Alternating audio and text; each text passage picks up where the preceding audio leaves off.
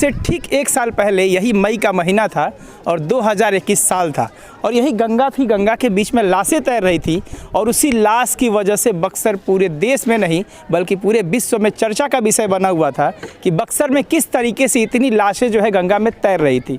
दौर था कोविड का और इसीलिए ज़्यादातर लोग जो कोविड के पेशेंट थे वो अपने जब नहीं छूते थे तो गंगा में बहा दिया करते थे और उसी वजह से गंगा में लाशें तैर रही थी जो पूरा चर्चा का विषय बना था। एक बार बक्सर फिर चर्चा में है और फिर चर्चा का जो केंद्र है वो लाशें है। आपको हमने दिखाया था इसी गंगा से 1 महीना पहले हमने एक रिपोर्टिंग करी थी और जिसमें हमने दिखाया था कि दर्जनों मवेशी के जो लाशें है वो गंगा में तैर रही थी और लेकिन फिर एक बार गंगा में लाशें तैर रही है, इस बार मवेशी के नहीं बल्कि इंसानों के। कल 4 लाशें मिली, आज भी 2-3 लाशें मिली है, कुल मिलाकर आधा दर्जन लाशें गंगा में तैरती नजर आ रही है। पदाधिकारी के द्वारा हमें सूचना प्राप्त हुई कि जो है वहाँ पर गंगा के पास लाश पाई गई है तो उसका पोस्टमार्टम कराना है। तो हमारे अस्पताल के 3 सदस्यीय टीम ने जाकर के उसकी पोस्टमार्टम की।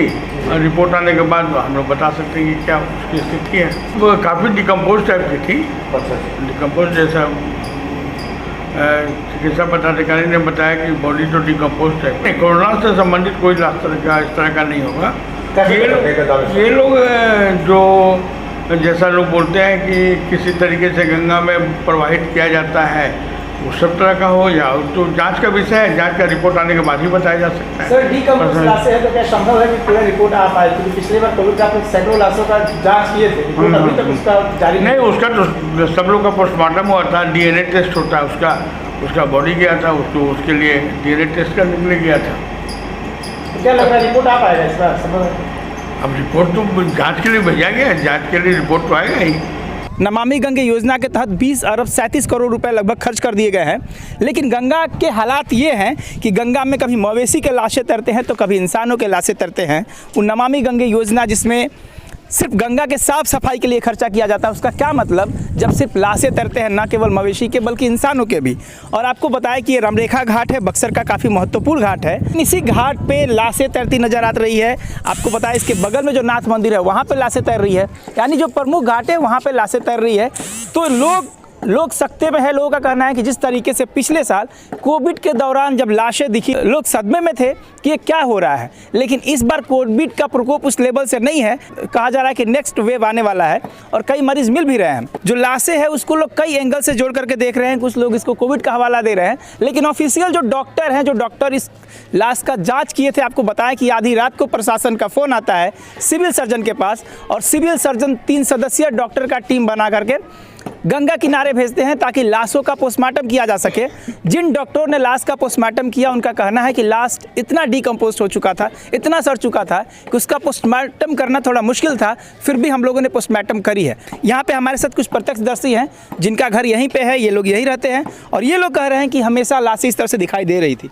आपका नाम क्या हुआ सर? जी मेरा नाम राहुल खरवार है। राहुल जी, आप तो यहीं रहते हैं, यही घर हुआ आपका? जी। अभी 2-4 दिन से पूरा चर्चा है कि गंगा किनारे लाशें दिखाई दे रही, क्या आप लोग ने देखा? जी बहुत ऐसा लाश है जो अभी के डेट में भी आप देख सकते हैं। कितनी लाशें लगभग इधर दिखाई 2-3 दिन के अंदर में? 10-15 लाश तो हम देख रहे हैं 10 दिन के अंतर्गत में, 2 दिन का नहीं 10 दिन के अंतर्गत में। ये 2 दिन से भले आप लोग ने एक्शन लिया है लेकिन 10-15 दिन से ये लाश हम लोग देख रहे हैं, लगातार देख रहे हैं। क्या प्रशासन कुछ पहल करती है कि लाशों को हटाती है कि नहीं हटाती है? हाँ, नगर परिषद के स्टाफ कभी रामरेखा घाट निकट में जो लाश आता है, जो आँख से दिखता है, उनको ठेलवा देते हैं। गंगा में ही फिर डाल देते जी, वापस बाहर नहीं निकलते? कोई बाहर नहीं निकलता है।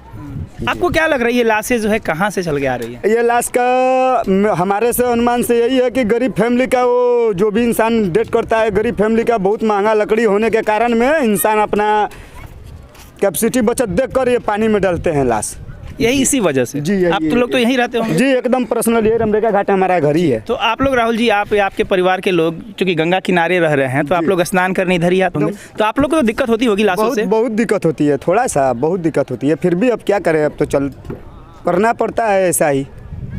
तो ये राहुल हैं जो प्रत्यक्षदर्शी हैं, जिनका कहना है कि न केवल 6 लाशें, न केवल 5 लाशें, बल्कि दर्जनों लाशें यहाँ पे तैरती रहती है।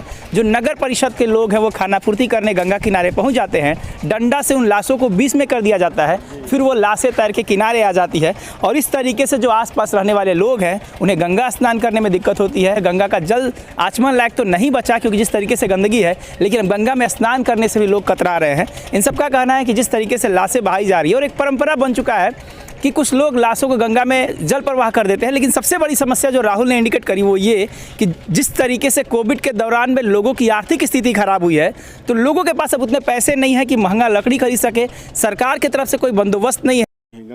गंगा सफाई अभियान चलाने वालों ने गंगा को लाश ढोने वाली नदी बना दिया है। तो लाश जब आ रहा है तो समझिए कि लोग कितना मर रहे हैं इस समाज में, और मरने के कई सारे रीज़न हो सकते हैं, कई सारे कारण हैं।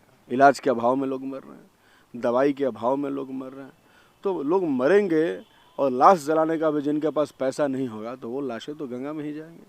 तो ढोया जा रहा है। सिस्टम की असफलता है जिसका दर्शन वो लाशें आपको करा रही हैं। आपको समझने की ज़रूरत है नहीं कि लाशें कहीं की भी हो, वो इस सिस्टम के अंदर की लाशें हैं, हमारे समाज के लाशें हैं। कोई सीमाएं हमारी मनुष्यता को, इंसानियत को या ज़िंदगी को नहीं बांधती है। उत्तर प्रदेश का ही लोग अगर हो तो क्या हम उसके लिए अकाउंटेबल नहीं हैं? आरती दिखाने में खर्च हुआ, उद्योग गंदा करने में खर्च हुआ, नमामि गंगा के नाम पर आरती दिखाया गया, तो और गंगा में राख फेंका गया, ये सब किया गया, तो और भी गंगा गंदी हुई। तो कोई नमामि गंगा नहीं हुआ। नमामि गंगा के नाम पर जो प्रोजेक्ट में पैसा है, उस पैसा को लूट करके भाजपा के नेताओं के तरफ से उसका इस्तेमाल अपने निजी ज़िंदगी में किया। उनका ज़िंदगी नमामि हो गया। तो लोग जो महंगा लकड़ी नहीं खरीद पाते हैं, वो लाशों को नहीं जला पाते हैं, इस वजह से भी जो लोग होते हैं गंगा में लाशों को विसर्जित कर देते हैं। लेकिन उसका आलम यह है कि गंगा गंदी हो रही है, गंगा मैली हो रही है, और कोई पूछने वाला नहीं है, चाहे करोड़ों रुपए, अरबों रुपए नमामि गंगे पर खर्च कर दिया जाए। मैं बिमल कुमार, बक्सर से।